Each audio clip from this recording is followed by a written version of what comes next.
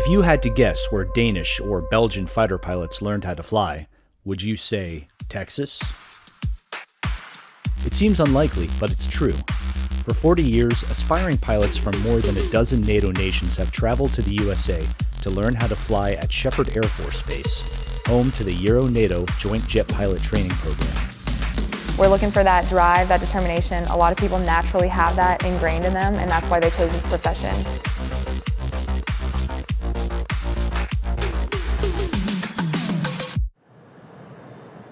Welcome to Texas.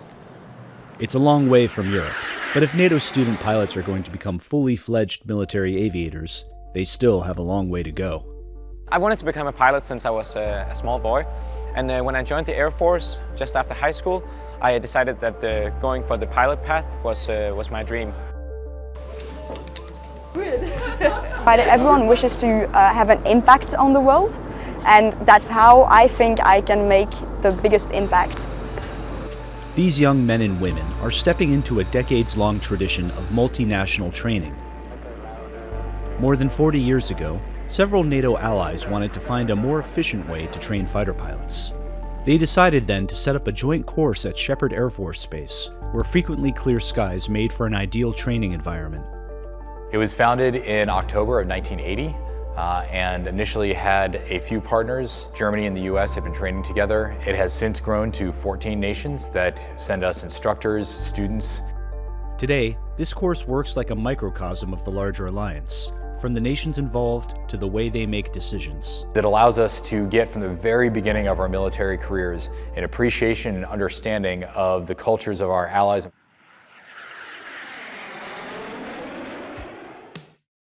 When student aviators arrive, they undergo an intensive academic course known as ground school. After that, it's on to their first aircraft, the T-6 Texan II, a turboprop jet designed to teach them the fundamentals of flight, including takeoffs, landings, and formations. The first time climbing the T6 was really exciting because we've been so much in the simulator, but still it's really hard to prepare for the real thing. So just getting to do the ground operations and pressing all the right switches at the right moment was quite difficult, but as you get more experienced, it becomes more and more natural. Flying the T6 is an awesome experience. It's a really powerful aircraft. You can pull some Gs and do some aerobatics in the area, so that's really nice. Some students then move on to the T-38 Talon, a jet fighter trainer capable of supersonic speeds and dizzying feats of aerobatics.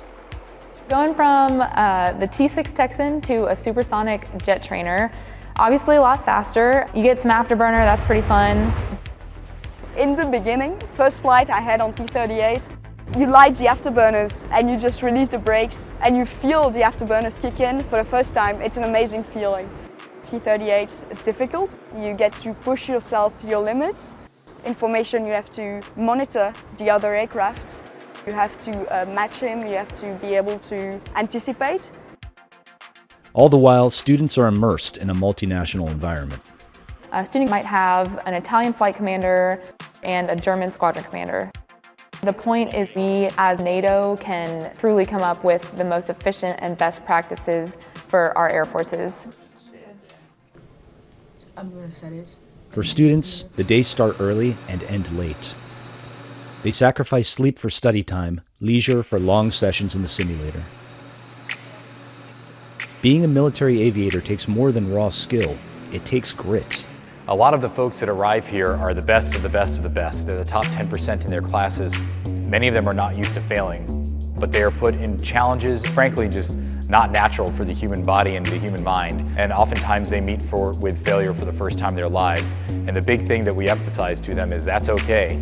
You move past it, you learn from it, and that experience of those little micro failures so that you can ultimately reach success is probably one of the greater assets of this program.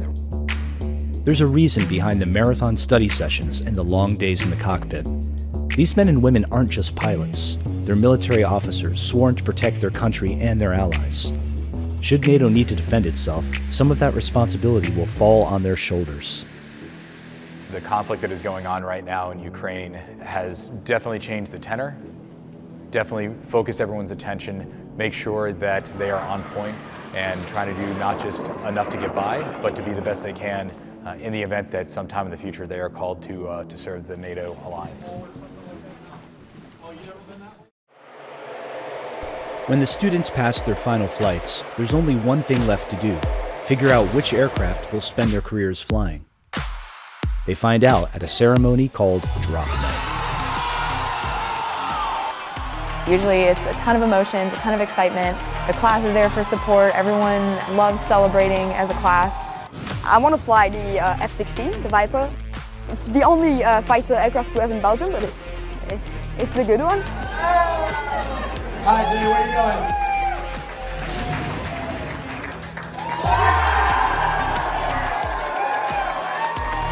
going? Working together with student pilots from almost all over the world has been for me like the best thing that's happened to me in my life, I would say. You get friends that you will have for life. You will most probably work with them in the future. It's a thrilling moment, and NATO's newest pilots carry themselves with hard-earned pride. From here, it's back to their home countries to train on their assigned aircraft and prepare themselves for the task of securing NATO skies.